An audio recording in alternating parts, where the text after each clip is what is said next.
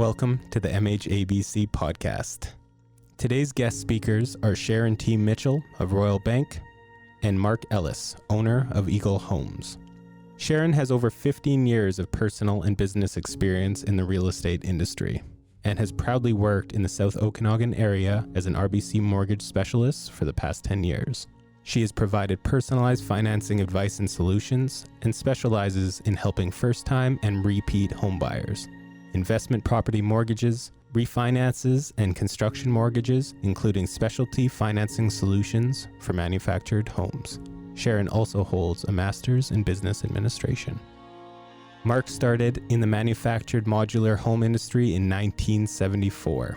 He's raised 3 sons who are all involved as well. He is the past president of the MHABC and is currently on board serving as the vice president. He's active in Rotary and sits on the executive as fundraising chairman. Eagle Homes is a family business born over 20 years ago. Hope you enjoy. Welcome to our second MHABC podcast. Today we're talking about manufactured housing financing, and we've got Mark Ellis here in the studio and Sharon Mitchell on the line, and I'm your host, Caitlin, moderating today. So thank you for joining us, Sharon and Mark. Glad to be here, Caitlin. Yeah, likewise. Thank you for the invite. Yeah. So we'll jump right into it and start talking about financing because there's lots to cover here. And the first question maybe we can start on is, how is financing different for a modular or manufactured home in comparison to a traditional stick-built home? Well, I can just dive right into that one, Caitlin. And really the financing between modular and traditional stick-built homes are exactly the same. The homes are fixed to land. The homes are of great quality, built to the same code. They're built to a BC building code. And so we're on the same playing field as a traditional builder. And the advantage is that we do get the same rate over the same terms. It's all good. Yeah, and you can work with any type of lender. Is that Yeah, all the chartered banks and credit unions are on board with that. Awesome. And is getting a loan for a manufactured home harder than a traditional stick build? With the modular manufactured home, there's a couple different codes, as you know, in BC. And one's the BC building code and another one's CSA Z240. So a Z240 going on a manufactured home pad, it's a different type of finance, and it'd be a chattel mortgage with that one. And homes being affixed to land, Z240 or modular would be on a mortgage because it's affixed to land. Okay. Yeah. And they're built with the same process with those standards? Is that how that works? Well, with the manufactured modular home, they're built in a factory. So it's a different process. They're built inside in ideal conditions, away from the environment. And they're really built energy efficient. The homes are built environment friendly. Like there's only 2 trucks going to the site, not several trucks going to the site. Mm-hmm. Yeah, so it's a different building process, but it's at the end of the day, it's the same code and very environment friendly. Right. And Sharon, do you see more people coming to the bank first, or do you, Mark, maybe both of you can chat about this. Do you see more people come to the dealership and need to know more about the financing? How does that usually work? On my end, I see a combination of both. I think with this type of build and construction and ease of it, clients are leaning more towards that for affordability and also ability to purchase a brand new home at a really good price. So I get both that have gone to a builder and then already have the plans in place and then want to see what kind of financing options are available. I definitely appreciate the clients that come to the bank first because we always think affordability is key because once they know how much of a mortgage they can afford, we can then move into the type of home they're looking for. And if it is a manufactured home that they're looking for, then we can provide them with more detail of our financing options, and then a list of information that they can then take back to the builder and ask for that for the application. If I can, I'll take it a few steps further with the financing options, because Mark did touch on it very well. Again, with units that are on a site where there's a lease, that is done through a chattel mortgage, and it's default insured, so it goes through Canada Mortgage Housing Corporation. For units that are on your own land, if it's already affixed to the property, we can offer a traditional mortgage. If it's a home that still needs to be delivered and put together and built on site, then we offer the option of a draw mortgage as well. So just to take that the next step further with the different types of products available, depending on the unit the buyer is obtaining, and then if they own their own land or not. Awesome. And what should a buyer know about the cost of a home and what's included in the pricing prior to coming to the bank? I'll get Mark to. Sorry, Mark. No, yeah, go ahead, Mark. Go ahead, Sharon. Yeah. Oh, I was going to say just that when a buyer comes to us, we ask them to have all of the costs ideally included in the purchase agreement, and then I'll let Mark touch on that in greater detail, because that's what we base our financing on. Yeah, that was sort of my next question maybe to Mark, is does it include the foundation and delivery setup of the home, that sort of thing? That's correct. When the consumer is doing a package on land and they're tying in, foundation, septic tanks, driveway, right up to maybe even some landscape. Hot tub, perhaps? Well, you never know. Can we put a hot tub in there, Sharon? Pool? So whatever is to be mortgaged with the home, and getting back to the home requirements like the foundation, et cetera, is that it all should be tied in with a contract and a final price. And that's one thing that that lenders like Sharon love with modular homes, is because once the contract is formed and everything is on the contract, we're tied to the price. The price doesn't change. Yeah, that makes sense. Yeah. Awesome. Yeah. And I'll add too, that's great for the client because there's no variance. So black and white, we do put in a little bit of a contingency, but absolutely in the bank's eyes, we like to know when we're giving that approval that that's the home that's being built, that's the price. And, we really don't like changes for the clients to come back with something different or a different price. So absolutely, this process is a lot more streamlined, seamless, and that's what we like. Yeah, so at the end of the day, going to a dealer and then visiting the bank once they know the total that they need is sometimes a good option, just so, like you said, they know exactly what they're looking at. Absolutely. Yeah. And Mark, you sort of touched on the different types of manufactured homes. What's the difference between a Z240 and a Z241 and an A277? Yeah, so with our business, we have many products, as Caitlin's pointing out.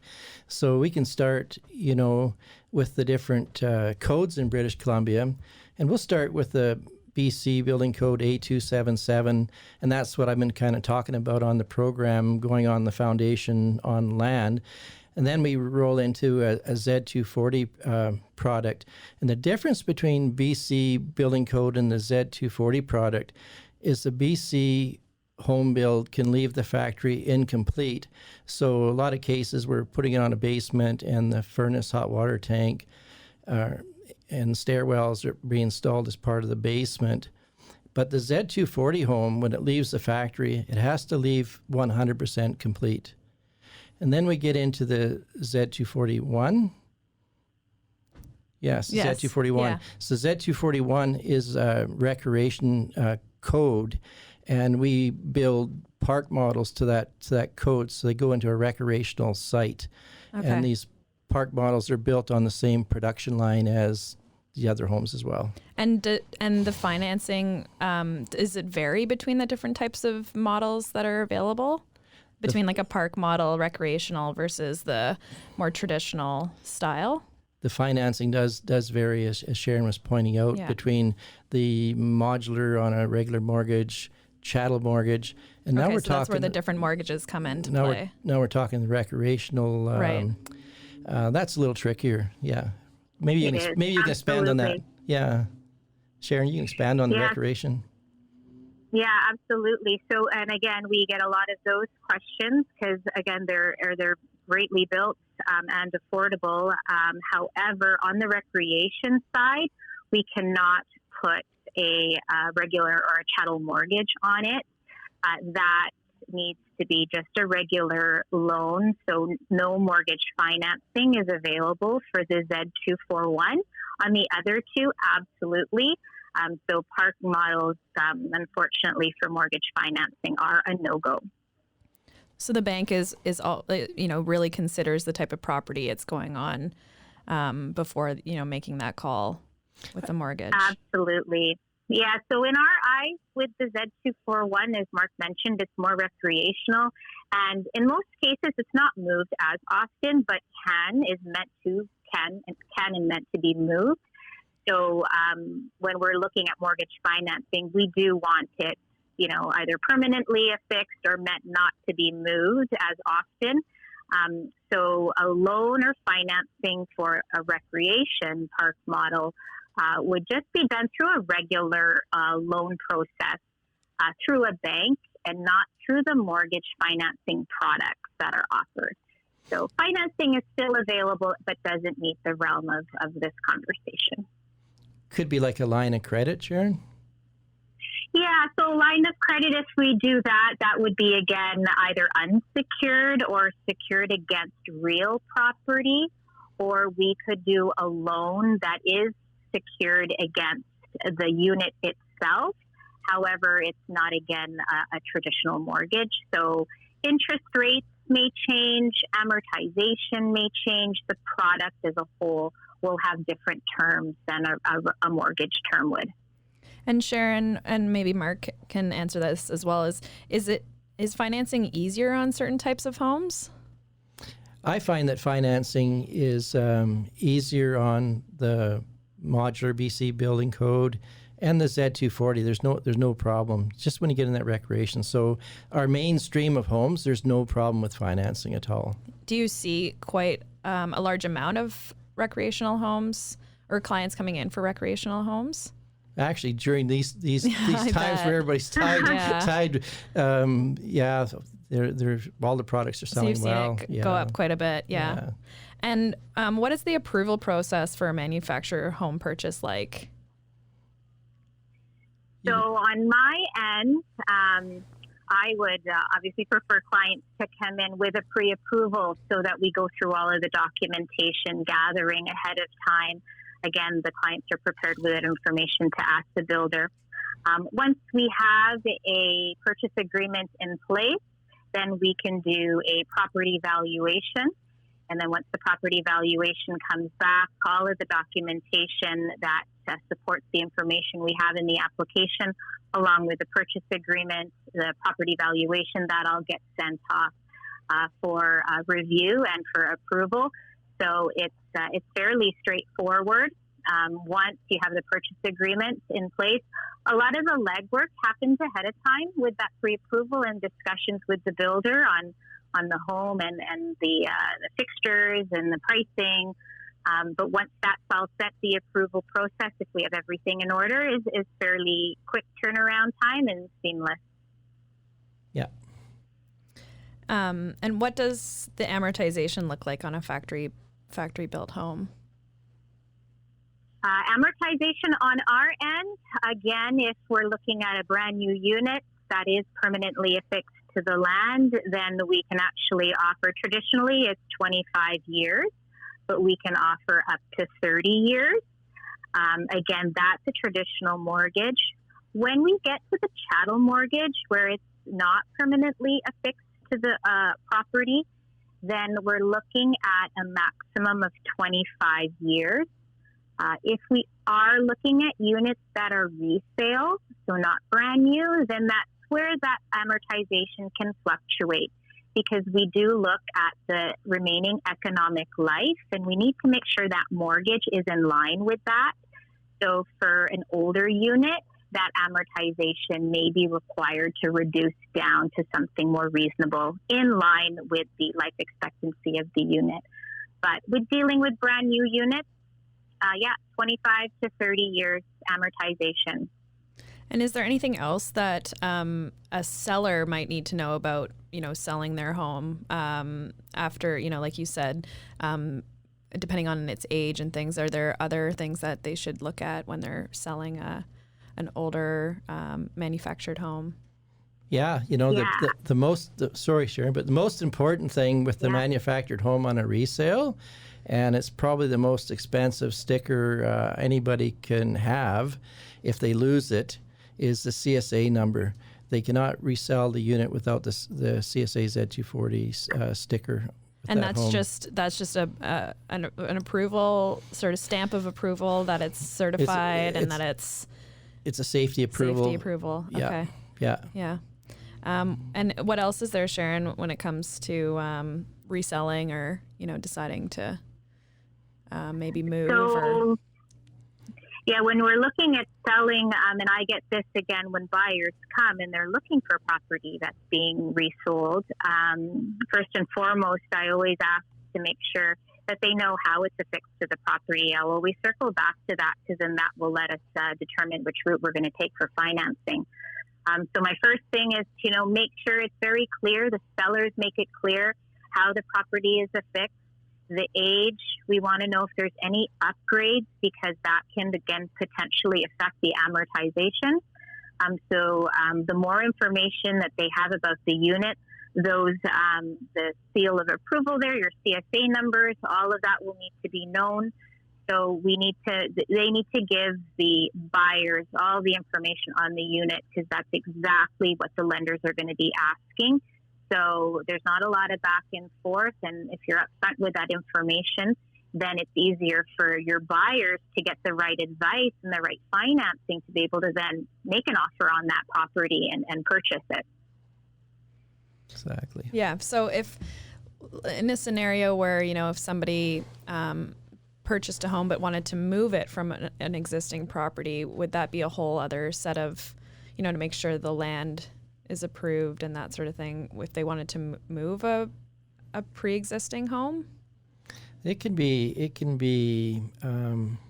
it's a little tricky. It depends on the situation. Depends if the land is actually paid for or if the land has a mortgage on it. Right, okay. And so if it has a mortgage on it, they have to go to the lender and make arrangements for them to actually move the home to a new location because the bank is tied into the equity, right? So, land. Sharon, you can expand on that. Or if situation. you wanted to add a second home, maybe on a piece of property, would be another situation. Maybe, would that change the circumstances, or could you just, if the mortgage is already there and you're purchasing the home, can you just put the home on the same piece of property? If the land's approved, there's a lot of secondary homes going on ALR. Yeah, right. So that's happening on quite often, right. And there's no problem doing that as long as you go through the steps through the ALR and the lender. Right. Yeah. And is that with on the lender side? Then is that something that's seen often or easily approved for the most part? I don't see that too often, but I think the key determinant here, again, is what Mark mentioned, is first and foremost, which side are we working on? Are we the buyer, or are we the current owner of the property being moved? The next thing we want to know is, again, is there a mortgage on the unit? Is there a mortgage on the land? Because the first point of contact will be to the lender. The lender will need to review the process that you're wanting to take, because we don't want any risk to the security that we have. If you're buying a unit from someone else that you need to move onto property that you're purchasing, then that's a whole other financing scenario that you would be looking at. So it really depends, again, which side you're on. Mm-hmm. And then also, are you moving it just a unit to a site pad, or are you taking the existing unit and moving it to your own land? And again, if financing is needed, the lender will always need to be wrapped in that conversation. Again, if there's a mortgage on it, you have to consider that. And then we also need to consider, do you actually need more financing? Because there's going to be a cost associated with this. And once the unit is on the property, do we need to do upgrades? We need to service it? We need to hook it up. So all of those costs will need to be considered.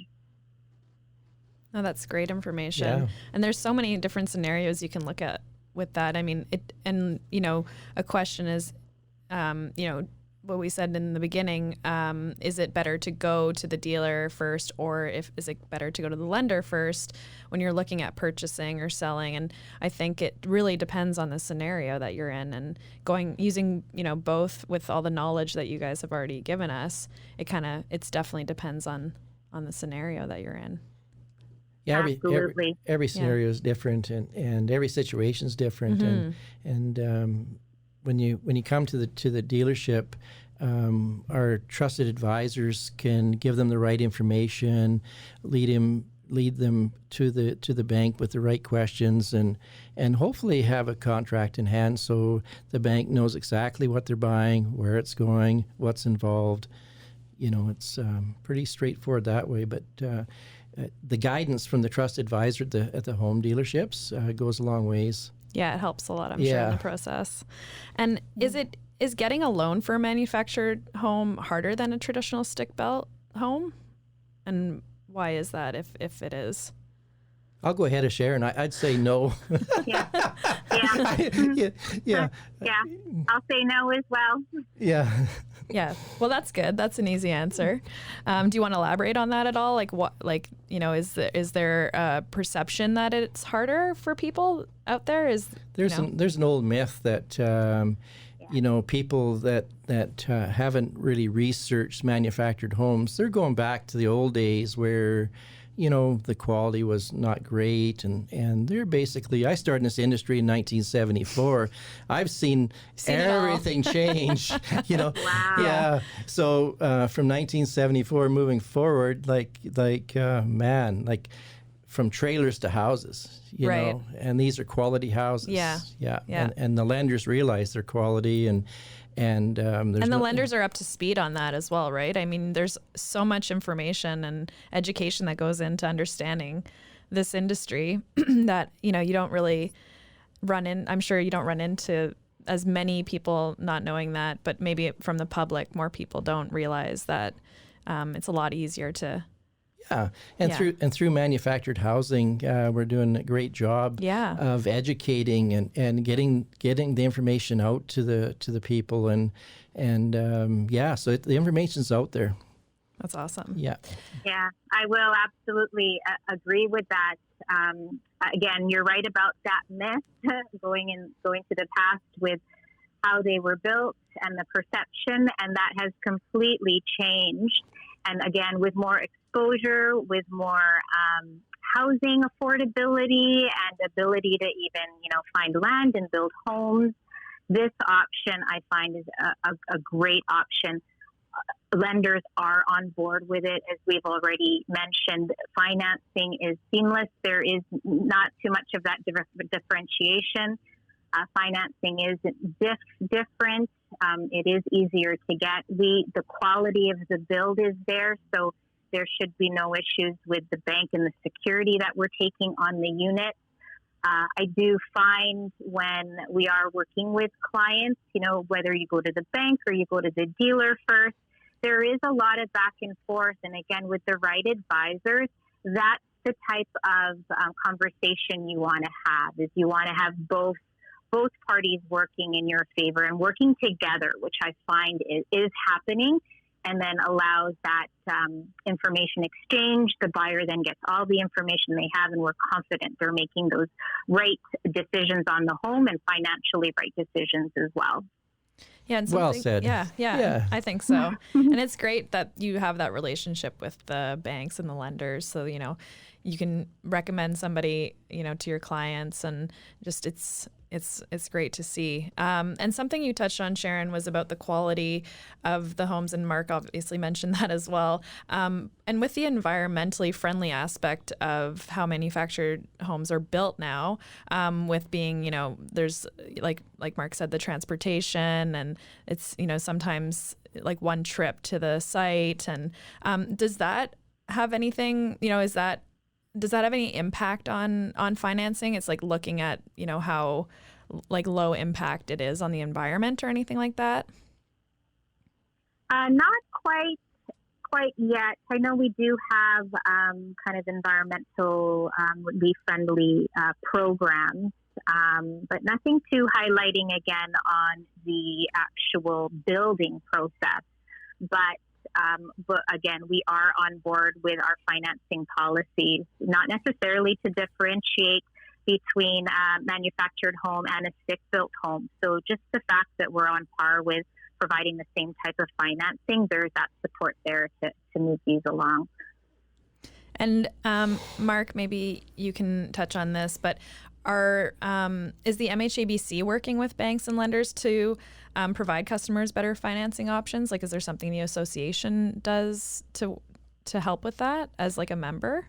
The Manufacturer Association, through our members, which dealer members out there, all the dealer members have relationships with banks, and manufactured housing does promote that of having relationships with banks. And manufactured housing will get involved if a lender all of a sudden said, hey, we don't want to finance this. So we get involved with that lender and find out, why, and overcome the problem. Yeah. So we do get involved that way.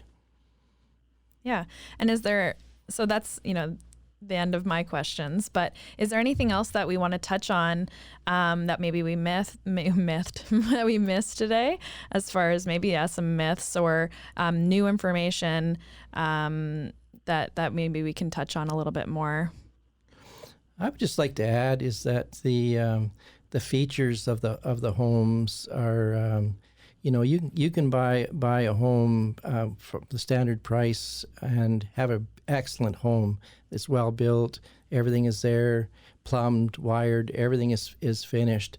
But the optional features, you can go from a home for $100,000 or $400,000 depending. So we can build some pretty luxurious houses. Yeah, and obviously, like you said, you package that all up, you bring it to the bank, and they can review that, and it's sort of, like you said, similar process to a stick build. If you're buying a $200,000 home or an $800,000 home, right? So it's the same. And I think Sharon, the bank reviews it, and actually in most cases, probably when I'm talking about, $350 or $400 to fix the land or $500 to fix the land, there's an appraisal involved, right? Absolutely. In all applications, there is a property valuation that does occur. Again, if it is in a construction mortgage type of scenario, then absolutely we do an appraisal. So again, that's just our due diligence with making sure that we're lending on the proper value for that security. I will add on our end, for myself and again on behalf of the lenders, is with this process, I find again you're not subject to seasonality. You know that it's in an environment that's controlled. So your turnaround time for having the home built and finished is a lot faster, which the banks like. We don't like delays. We don't like asking for more time that the home isn't built yet because this isn't here yet or that, and whatever the reasons are. The site prep and the work that has to be done on the property to prepare for the unit can be done simultaneously along with the build, because they're being done in two different places. So I do find I have a lot more confidence knowing that this project will be on budget, and on time, if anything, probably ahead of schedule, so that we know we're going to get that home and the security already in place when we do that final advance on the property. So I definitely appreciate that as a lender with this process. It's good peace of mind. Yeah, that's the process we follow. Thank you very much, Sharon. Yeah. You're most welcome. Awesome. I think that's really awesome information from both of you on the financing process and everything that goes with it. So thank you, Mark and Sharon, for joining us today. Thank you, Caitlin. Most welcome. Thank you, too.